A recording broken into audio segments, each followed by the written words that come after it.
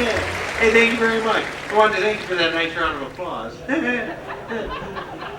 It's nice to get applause without doing anything, you know. I played a nightclub one time and I came out on stage and there was only one feller that applauded, you see. So I went out to the audience to thank him. It turned out to be a waiter trying to get ketchup out of a bottle.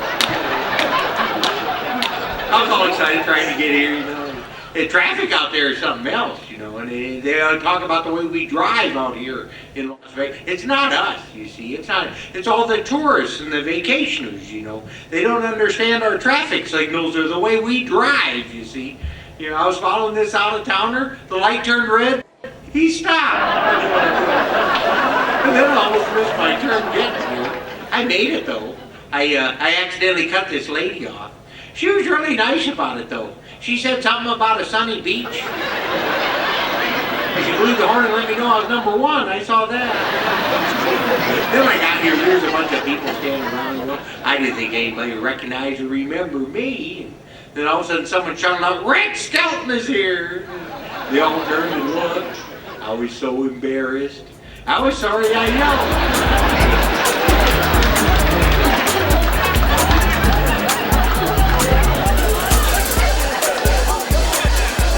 We're gonna have a lot of fun. I like to have fun wherever I go. It gets me in a little bit of trouble, though. You know, I played this senior citizen center, and it was a nice place. When I pulled up, you know, they got the cathedral right there. This elderly gentleman standing there. I get out of the car, and the chimes started to ring at the cathedral, and I said, "Aren't those nice?" He goes, "What did you say?" I said, "Aren't those chimes nice?"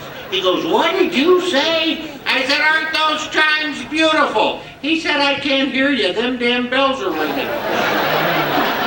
and the people at the center are so sweet. You know, they always chat with me after the show. You know, they were having such a good time the other day. They were laughing so hard there wasn't a dry seat in the house. But they always like to brag about how old they are, you know. I had this one little old lady come up to me, proudly tell me she was 89 years old. I said, "What's that like?" She says, "I'm finally at the age where I can do anything I feel. Except I don't feel like doing it." I asked her how she started her day. She says, "Every morning when I open my eyes, if I don't see candles and smell flowers, I get up."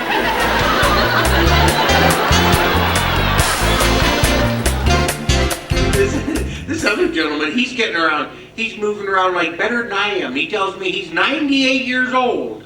I said, "Wow, I'm like half that age and have aches and pains. How do you feel?" He said, "I feel just like a newborn baby. I got no hair, no teeth, and I think I just wet my pants." Then he said he got a new hearing aid. He said it was state of the art, cost him $5,000, but he said, "Now I can hear perfectly." I said, "Really? What kind is it?" He goes, "Oh, it's 230.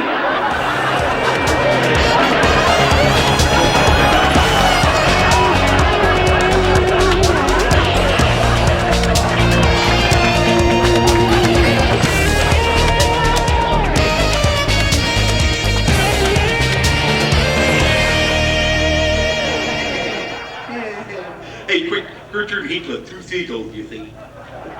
Gertrude said to Heathcliff, "You're always worrying." He says, I know. She says, "What are you worried about now?" He says, "I'm worried about Willie the whale." She says, "Why on earth are you worried about Willie the whale?" He said, "He fell in love with a submarine." He fell in love with a submarine? He says, "Yes. Now every time it fires a torpedo, he thinks he has to pay child support."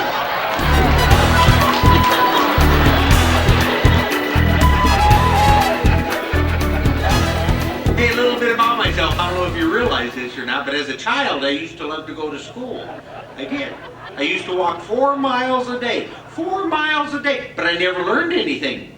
School was 5 miles away. I used to play hooky quite a bit, and until the truant officer came up to me and said, "Ain't you missing school?" I said, "No, not a bit." I had this one teacher who used to swing a really mean hickory stick, you know. She said she was going to beat my brains out, but I think she had a really bad sense of direction. Even though I never got good grades, I left school with some pretty good marks. And most of them were black and blue. But I had this one teacher. who was a principal of the Harrison School District in Vincennes, Indiana. To me, he was the greatest teacher, a real sage of my time, anyhow. He had such wisdom, and we're all standing there reciting the Pledge of Allegiance when this little old teacher comes walking up. Mr. Lasswell was his name, Mr. Lasswell. And he says, "I've been listening to you boys and girls recite the Pledge of Allegiance all semester, and it seems as though it's becoming monotonous to you. If I may I recite it and try to explain to you the meaning of each word?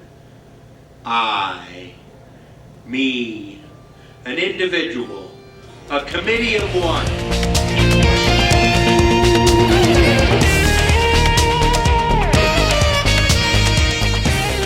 I do want to thank you for the time that we've shared. I wish you all continued success, and I say good night now, and may God bless.